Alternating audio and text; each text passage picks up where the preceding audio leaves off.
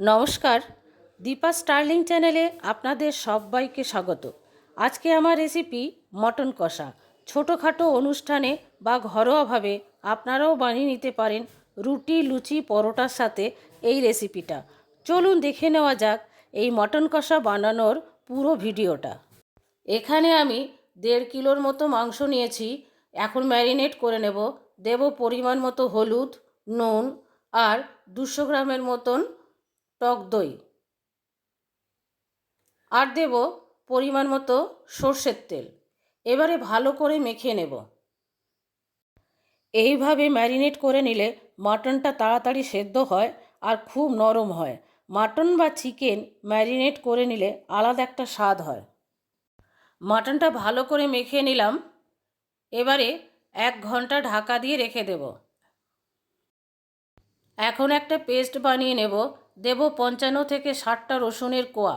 আমি এখানে 1.5 kilo mutton নিয়েছি, সেই অনুযায়ী সমস্ত উপকরণই দেব।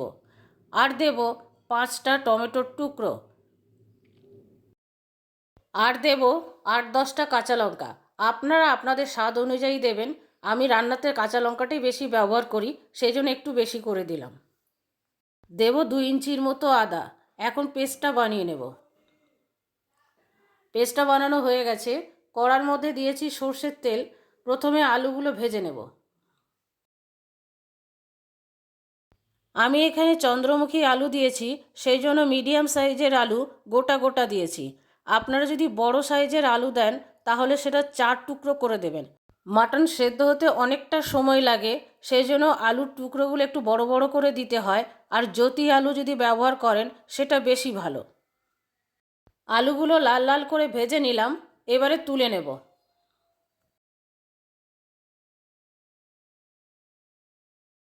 কড়াইয়ের মধ্যে দেব সর্ষের তেল। মাংসটা যেহেতু 1.5 কিলো, উপকরণও অনেক কিছু ভাজতে হবে, সেই জন্য আর একটু তেল দিয়ে দেবো। তেলটা ভালো মতো গরম হয়ে গেছে। এর মধ্যে দেবো একটা বড় টুকরো দারচিনি, 8টা লবঙ্গ আর 4টে এলাচ দেব ফাটিয়ে।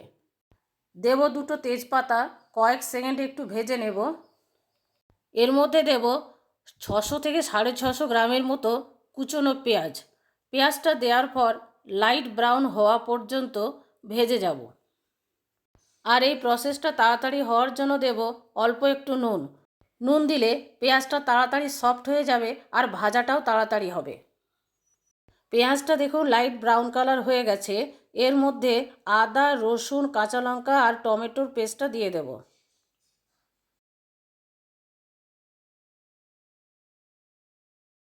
আদা, রসুন, কাঁচা লঙ্কা, টমেটোর পেস্টটা দেওয়ার পর কিছুক্ষণ কষিয়ে নিলাম। এবারে অন্যান্য মশলাগুলো দিয়ে দেব। এর আগে আমি 2বার নুন দিয়েছি, ম্যারিনেশনের সময় আর পেঁয়াজটা ভাজবার সময়, সেই অনুযায়ী আমি নুনটা দিলাম। দেবো 1 টেবিল চামচ চিনি। এখানে একটা প্লেটের মধ্যে নিয়েছি 1.5 টেবিল চামচ ধনে গুঁড়ো, 1.5 টেবিল চামচ জিরে গুঁড়ো, পরিমাণ মতো হলুদ, 1 ছোটো চামচ নিয়েছি শুকনো লঙ্কা গুঁড়ো, আর 1 টেবিল চামচ নিয়েছি কাশ্মীরি লঙ্কার গুঁড়ো। সব কিছু কড়াইয়ের মধ্যে দিয়ে দেব। এবারে সব কিছু একসাথে ভালো করে কষিয়ে নেব। মশলার কালার দেখুন চেঞ্জ হয়ে গেছে, মশলাটা কষানো হয়ে গেছে। এবারে এর মধ্যে 1 ঘন্টা ম্যারিনেট করে রাখা মাটনটা দিয়ে দেব। এবারে সব কিছু একসাথে 10 মিনিটের মতো কষিয়ে নেব। খাসির মাংস কষাতে অনেকটা সময় লাগে। যত ভালো কষানো হবে মাংসের স্বাদ এবং গন্ধ দুটোই তত ভালো হবে। 10-12 মিনিট এইভাবে কষিয়ে নিলাম। এবারে বাকিটা আমি ঢাকা দিয়ে দিয়ে কষাবো। এতে একই সাথে মাংসটা কষানোও হবে আর সেদ্ধও হবে, স্বাদটাও অনেক বেশি ভালো লাগবে। 4 মিনিট পরে ঢাকাটা খুলব। দেখুন মাংস থেকে কেমন জলটা ছেড়েছে। এই জলের মধ্যেই মাংসটা খুব সুন্দর কষানোও হবে আর একই সাথে সেদ্ধও হয়ে যাবে। গ্যাসের ফ্লেমটা সিম করে রেখেছি। এখন ভালোভাবে নেড়ে দেবো মাংসটা, যাতে না তলায় লেগে যায়। এইভাবে 3-4 বার আমি ঢাকা দিয়ে দিয়ে কষিয়ে নেব। লাস্ট টাইম আমি ঢাকাটা খুলব। দেখুন গ্রেভিটা অনেকটা শুকিয়ে গেছে। এবারে এই গ্রেভিটা নেড়ে নেড়ে আমি শুকিয়ে নেব। 25 মিনিটের মতন মাংসটা কষিয়ে নিলাম। এবারে এর মধ্যে দেব জল।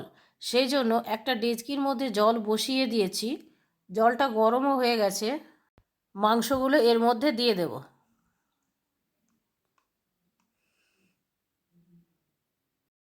আপনারা অন্য একটা জায়গায় জলটা গরম করে কড়ার মধ্যে দিতে পারেন। আমার এখানে কড়ার সাইজটা ছোট আছে বলে আমি একটা বড় জায়গায় শিফট করে নিলাম। এর মধ্যে ভেজে রাখা আলুগুলো দিয়ে দেব। সব কিছু একসাথে ভালো করে মিশিয়ে নেব। গ্রেভিটা ফুটে উঠেছে, একটু নেড়ে দেব। এবারে গ্যাসের ফ্লেম সিম করে ঢাকা দিয়ে দেব সেদ্ধ হওয়ার জন্য। 45 মিনিট পরে ঢাকাটা খুলব, চেক করে নেব আলু আর মাংস সেদ্ধ হয়েছে কিনা। আলুগুলো সেদ্ধ হয়ে গেছে, মাংসটাও সেদ্ধ হয়ে গেছে। মাটন যদি প্রেসার কুকারে করতে চান তাহলে মাংসটা ভালো করে কষিয়ে নেওয়ার পর প্রেসার কুকারে হাই ফ্লেমে 3টে সিটি দেবেন আর লো ফ্লেমে 2টো সিটি দেবেন। সব শেষে দেব হাফ টেবিল চামচ শাহি গরম মশলা আর 1 টেবিল চামচ ঘি। আপনারা 2 টেবিল চামচ ঘিও দিতে পারেন। ভালো করে মিশিয়ে নেব।